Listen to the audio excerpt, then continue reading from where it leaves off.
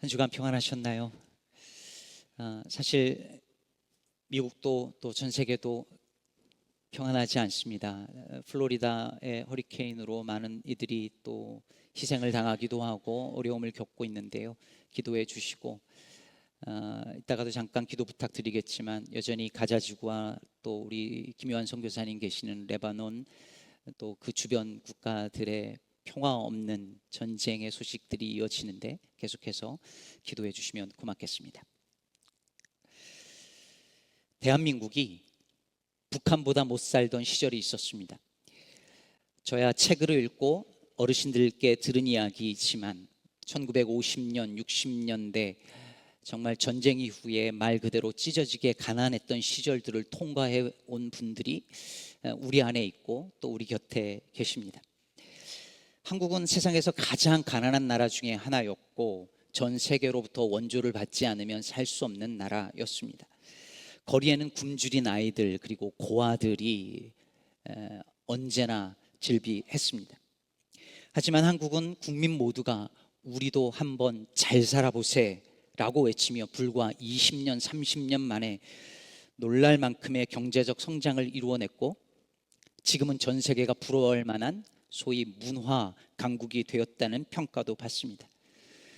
제가 20여 년 전 미국에 왔을 때만 해도 저를 보고 중국인이냐 뭐 일본인이냐 물어보았었는데 요즘엔 한국인이냐고 물어보는 사람들이 오히려 더 많아진 것 같아 세월의 변화를 또 정말 한국의 변화를 우리 모두 체감하고 있습니다. 여러분, 이런 한국의 변화, 전쟁 시기부터 시작해서 그 전쟁의 무서움을 경험하고 굶주림의 서러움을 경험하고 나라가 바뀌어져 가는 이 모든 것을 경험한 세대들은 나라가 부강한 것이 얼마나 중요한지를 뼈저리게 느꼈다고 고백을 합니다. 전 세계 어디서든 이런 경험이 있는 나라에서는 그 국민들을 가난에서 건져주고 나라를 부강하게 만든 지도자를 존경하고 그리고 높이 평가하기 마련이지요. 미국에서도 프랭클린 루즈벨트가 미국을 경제공황에서 건져냈다고 해서 미국의 가장 존경받는 대통령 중에 한 사람으로 꼽기도 합니다. 곧 미 대선이 다가오잖아요. 근데 지도자를 뽑을 때에 우리가 결정하는 기준 중에 사람들은 여전히 나라의 경제를 어떻게 잘 이끌어 갈 수 있을 것인가에 초점을 두는 경우가 많습니다. 심지어 언젠가 한국의 대통령 선거 직후에 영국의 BBC 방송에서는 한국이 윤리보다 경제를 선택했다고 꼬집기도 했었습니다. 역사는 그 지도자들을 어떻게 평가할까요? 오늘 본문에는 이스라엘을 부강한 나라로 만들어 주었던 한 왕이 등장합니다. 이름하여 여로보암 왕입니다. 지난주 얘기했던 것처럼 또 헷갈리잖아요. 이 여로보암 지난번에 주었던 왕인데요 또 등장했지 싶지만 이 왕은 북이스라엘의 초대 왕이었던 여로보암과 이름이 똑같은 왕이지만 다른 왕이어서 이 둘을 구분하기 위해서 오늘 본문에 나오는 왕은 여로보암 2세라고 흔히 부릅니다. 이 여로보암 2세가 등극하기 전에 이스라엘 나라의 상황은 그야말로 참담했습니다. 백성들은 너무너무 가난했고 나라는 힘이 없어서 늘 주변 열강들로부터 침략을 당했습니다. 열왕기를 계속 읽어보신 분들은 알겠지만 정말 안타까운 사연들이 계속 나오잖아요. 선지자의 제자 하나가 죽었는데 그 아내가 자기 두 아이와 함께 빚진 자에게 끌려갈 상황인데 가진 거라고는 기름 한 병밖에 없었던 슬픈 이야기. 심지어 아람 군대가 사마리아를 둘러싸서 먹을 것이 없어서 굶다가 자기 자식까지 잡아먹어야 하는 그런 참담한 상황이 벌어졌던 그런 이야기. 거기에 7년 동안 기근이 들어서 온 백성이 고통할 때 엘리사 선지자가 그에게 호의를 베풀어줬던 수넴 여인을 도와준 그런 이야기들. 온 이스라엘이 정말 가난으로 배고픔으로 뼈저리게 고통을 경험하던 그런 시기였습니다. 그 와중에 아수르가 그 당시에 가장 강력한 제국으로 등장해서 북이스라엘을 침공하면서 나라의 안보가 늘 위협받고 나라의 운명이 위태하던 그런 시절이었습니다. 그런데 그렇게 힘들던 시대에 여로보암 2세가 왕으로 등극을 합니다. 그리고 몇 년을 다스렸을까요? 오늘 말씀 23절에 보니까 무려 41년을 다스렸다라고 말하고 있습니다. 장기 집권을 한 거죠. 여러분, 여로보암 1세가 19년을 다스렸고 아합이 19년, 예후가 27년, 여호아하스가 16년, 요아스가 15년을 다스렸습니다. 나답이나 엘라는 1년을 다스렸고 스가랴는 6개월, 살룸은 1개월, 심지어 시므리는 단 7일을 다스렸습니다. 미국 대통령 중에서도 가장 짧은 재임 기간을 한 것으로 유명한 대통령이 있죠. 누군지 아십니까? 미 합중국의 9대 대통령이었던 윌리엄 헨리 해리슨. 재임 기간이 한 달이었습니다. 유명한 얘기잖아요. 그 취임 연설 하는 날 감기 걸려서 폐렴이 돼서 한 달 만에 서거하셨죠. 그러니 한 달을 재임했으니 대통령으로서의 그의 업적을 기록할 게 별로 없는 거예요. 뭘 한 달 동안 뭘 했겠어요? 기록할 게 별로 없어요. 그런데 여러분, 여로보암은 무려 41년을 통치했습니다. 그러니 얼마나 많은 일이 있었겠어요? 역사가들이 기록할 게 얼마나 많겠습니까? 그런데 오늘 성경은 이스라엘에서 가장 오랜 기간 동안 왕으로서 다스렸던 41년이나 나라를 다스리는 왕의 이야기를 단 7절로 끝내고 있습니다. 이거 뭔가 이상하지 않을까요? 혹시 41년을 다스렸는데 한 일이 별로 없었던 걸까요? 41년이나 먹고 놀았을까요? 아니요, 그렇지 않습니다. 25절 후반부에 보면 여로보암이 이스라엘 영토를 회복하되 하맛 어귀에서부터 아라바 바다까지 하였다라고 말하고 있습니다. 하맛 어귀면 이스라엘 북쪽의 경계이고 아라바 바다는 남쪽의 경계입니다. 거기까지 영토를 확장한 거예요. 가장 부강했던 솔로몬 시절의 영토를 회복시킨 겁니다. 고구려가 발해까지 다 그거 우리 땅이었다라고 우리가 그것을 강조하는데 솔로몬 시절의 영토들을 다 가져올 만큼 여로보암 2세 시절은 이스라엘의 국력이 강력해지고 안보가 튼튼해지고 나라는 경제적으로 부강해지던 그야말로 황금 시대였습니다. 정말로 경제적으로 풍요로워지기 시작했습니다. 사람을 잡아먹어야 할 만큼 극심한 가난에 시달리던 이스라엘이 이제 배고플 염려 없고 등 따숩고 정말 배부르게 먹을 수 있을 뿐만 아니라 풍요를 누렸고 나라의 안보가 튼튼해졌습니다. 다른 선지서에 보면은 상아 위에서 잠을 자고 포도주를 마시며 이런 일들이 일어나던 시대가 이때였습니다. 여로보암 2세 때 일어난 일입니다. 그러니 얼마나 고마운 왕입니까? 등 따숩고 배부르게 만들어준 왕입니다. 외세의 침략 걱정 없이 살게 해주고 영토까지 확장해준 능력 있는 왕입니다. 그러니 그 왕의 업적을 역사가는 조금 더 꼼꼼하게 비중 있게 다루어야 하지 않았을까요? 그런데 열왕기서의 역사가는 단 7줄에 41년을 통치한 왕의 이야기를 마무리합니다. 41년 통치와 영토 회복이라는 업적이 민망할 지경입니다. 도대체 왜 그랬던 것일까요? 24절이 그 이유를 분명하게 말해주고 있습니다. 여호와 보시기에 악을 행하여 여로보암 2세가 이스라엘에게 범죄하게 한 느밧의 아들 여로보암의, 여기선 1세를 말하는 겁니다. 여로보암 1세의 모든 죄에서 떠나지 아니하였더라. 즉 북이스라엘의 초대왕이었던 여로보암 1세가 베델에 금송아지를 만들어 놓고 이 금송아지가 우리를 인도해낸 여호와 하나님이다라고 말하면서 온 이스라엘이 그 금송아지를 숭배하면서 풍요의 신으로 하나님을 뒤바꿔버린 그 죄에서 여로보암 2세도 떠나지 않았다라고 역사가는 평가하고 있는 것입니다. 아무리 오래 통치했을지라도, 아무리 나라를 부강하게 만들었을지라도, 아무리 백성들을 등따숩고 배부르게 만들어 주었다 할지라도 그는 하나님이 보시기에 악을 행하고 우상 숭배의 죄에서 떠나지 않은 악한 왕에 불과했습니다. 경제적으로 잘 먹고 잘 살게 해 주었을지 모르겠지만, 나라의 안보를 튼튼하게 만들어 주었을지 모르겠지만, 세속 역사의 관점에서 볼 때는 41년을 통치하고 나라의 경제와 국력을 살린 위대한 왕이었을지 모르겠지만, 역사의 주인이신 하나님이 보시기에는 그 모든 것이 하나도 중요하지 않을 뿐만 아니라 죄악으로 불의로 점철된 역사의 한 부분일 뿐이었습니다. 사랑하는 여러분, 우리 주변에 보면 정말 부러울 정도로 성공하여 일이 잘 풀려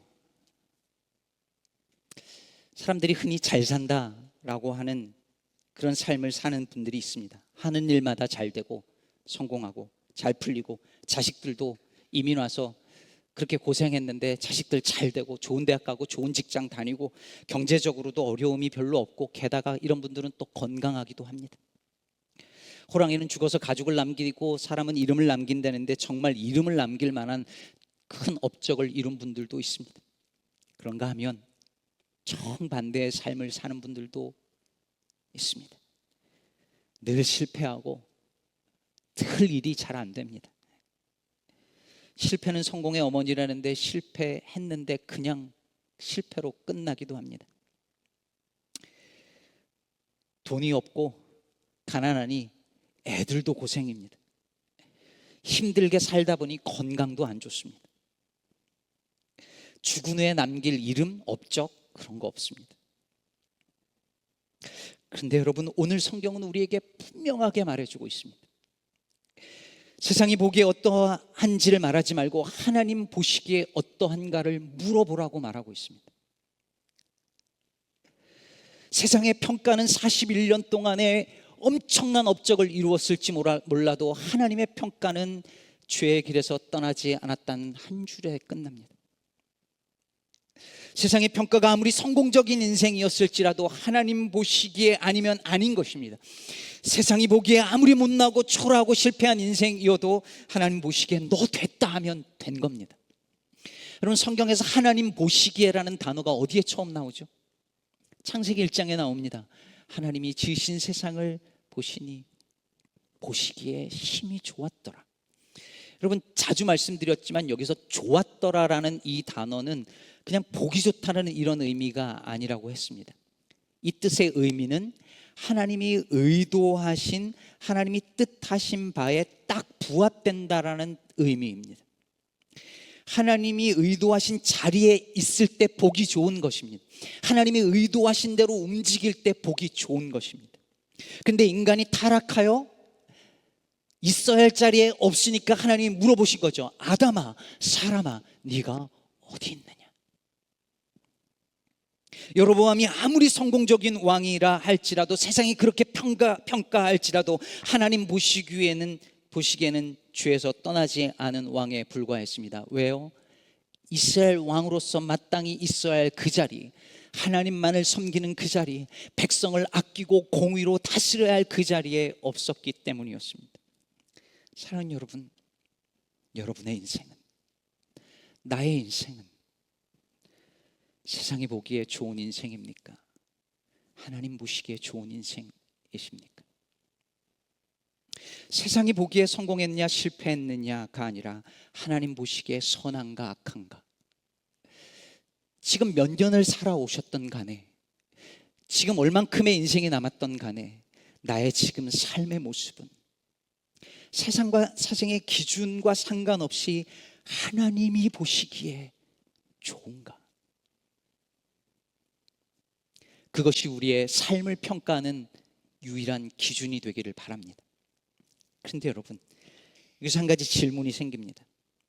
여로보암 2세가 하나님 보시기에 악을 행하고 우상숭배의 모든 죄에서 떠나지 않았는데 왜 하나님은 그를 41년간이나 이스라엘을 통치하도록 놔두셨을까요? 그렇게 악한 왕인데 왜 승승장구하고 나라가 부강해지도록 그냥 놔두셨을까요?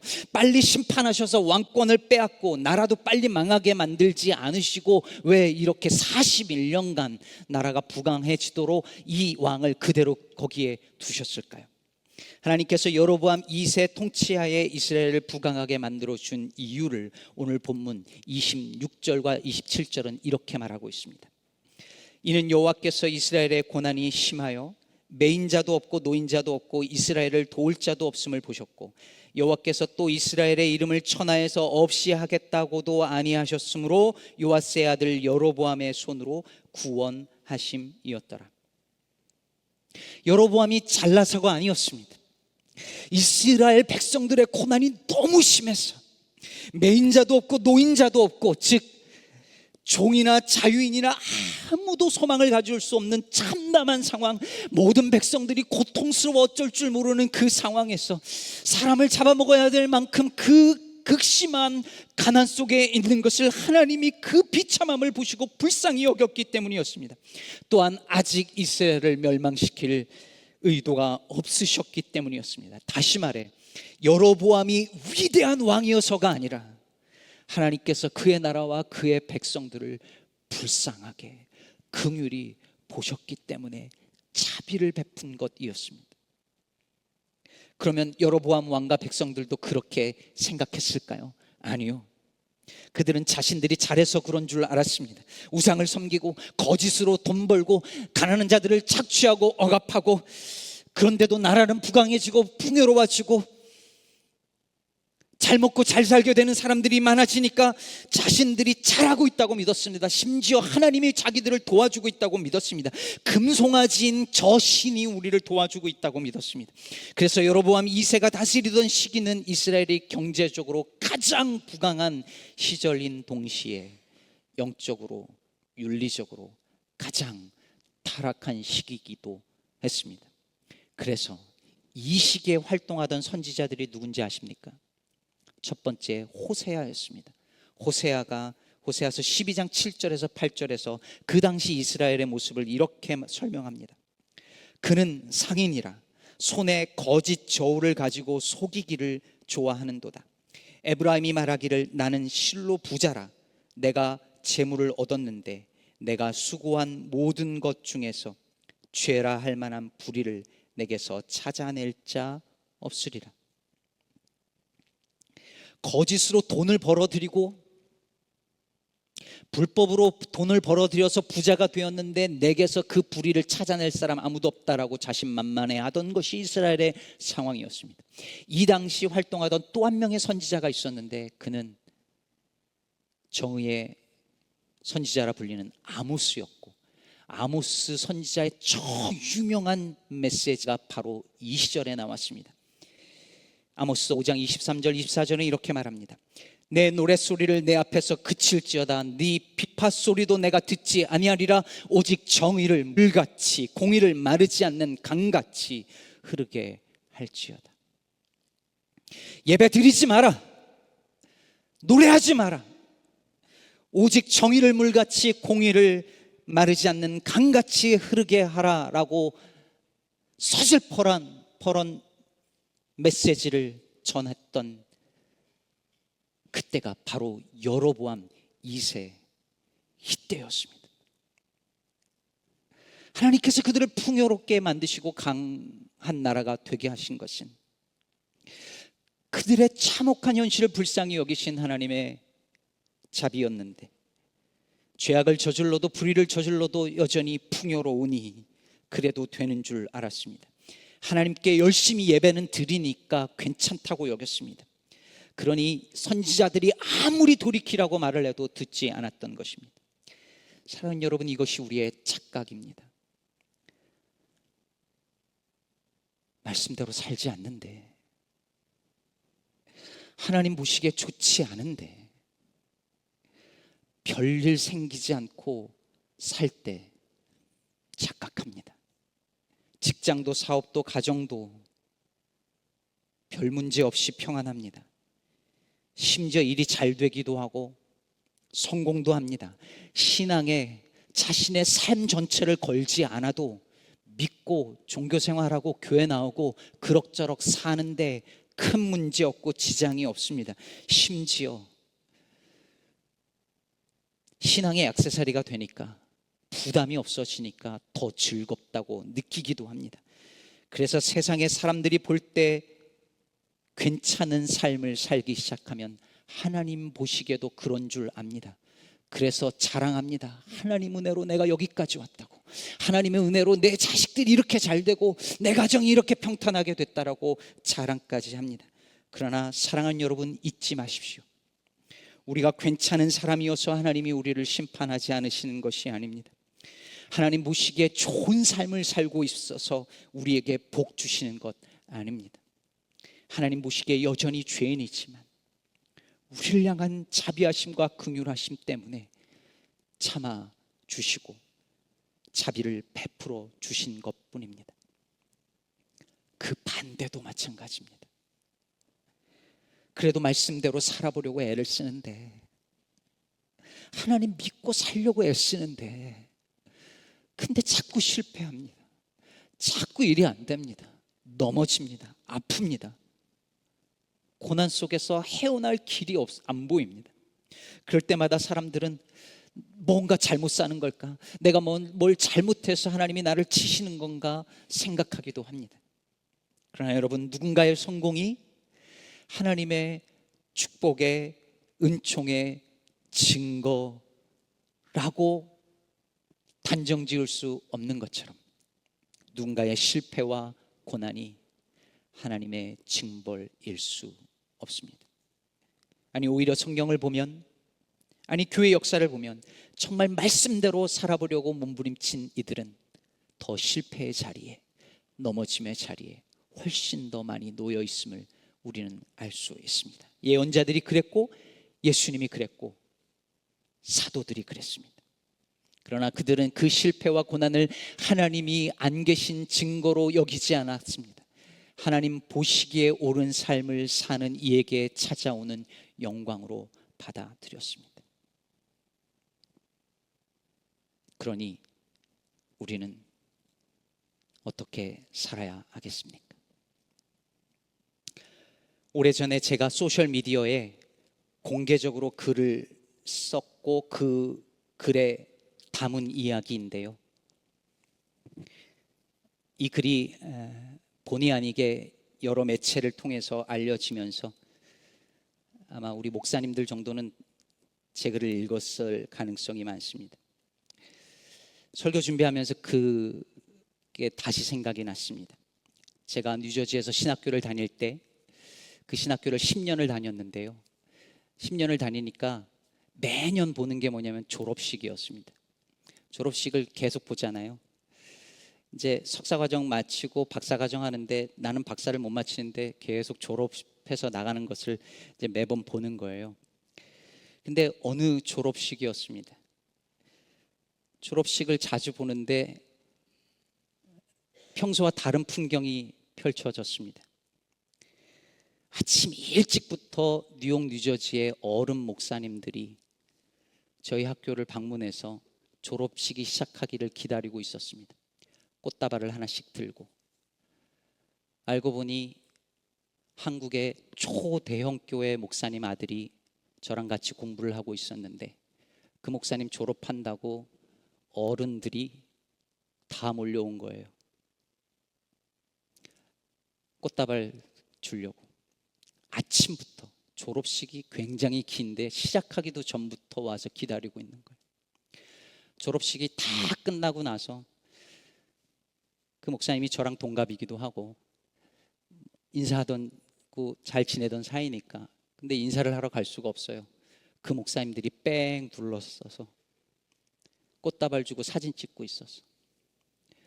그 목사님을 중간에 두고 그 목사님들이 쭉, 그 어른 목사님들이 모여 있습니다. 근데 저쪽에 다른 광경이 보였어요. 다른 목사님이 졸업을 하셨는데, 이 목사님은 진짜 돈도 없고 백도 없는 분이고 내가 봤을 때 한국으로 돌아가도 교수 자리 하기 힘든 그런 분이셨어요. 근데 이분도 한 무리에 의해서 뺑 둘려 있었어요. 그분이 가르쳤던 주일학교 아이들이 와서 그분을 둘러싸고 축하하고, 제가 이 두 장면을 마치 계시처럼 보았습니다. 어느 삶이 바른 삶이고 어느 삶이 정말 축복된 삶일까요? 하나님이 보시기에 누가 더 좋은 삶일까요? 사람들이 다 인정해주고 박수 쳐주는 그 인생이 부러워 보일지는 모르겠으나 하나님 보시기에는 너무 명백해 보였습니다. 사랑하는 성도 여러분, 어떤 삶을 살기 원하십니까? 여기 30대, 40대 교우 여러분, 너무 성공하려고 애쓰지 마십시오. 뭔가를 성취하는 것으로, 사람들에게 인정받는 것으로 나의 존재를 증명하려는 유혹으로부터 벗어나십시오. 요즘 저희 성서학당에서 읽고 있는 하나님의 뜻이라는 책에 나오는 한 구절을 소개하며 말씀을 맺으려고 합니다. 성공은 한 번도 하나님의 뜻의 증표가 돼 본 적이 없다. 콜카타의 테레사 수녀가 말한 것처럼 하나님은 우리를 성공으로 부르신 것이 아니라 충성으로 부르셨다. 하나님은 우리를 보실 때마다 얼마나 성공했느냐를 보시는 것이 아니라 얼마나 충성했느냐를 보십니다. 비록 넘어지고 실패했을지라도, 초라해 보여도 주님께 충성하고 내 곁에 두신 사람들을 마음 다해 사랑하는 그 삶을 하나님은 보시며 좋다 해 주실 것입니다. 그런 삶을 살아가는, 하나님 보시기에 좋은 인생, 하나님 보시기에 좋은 가족과 하나님 보시기에 좋은 교회 되기를 주님의 이름으로 축복합니다.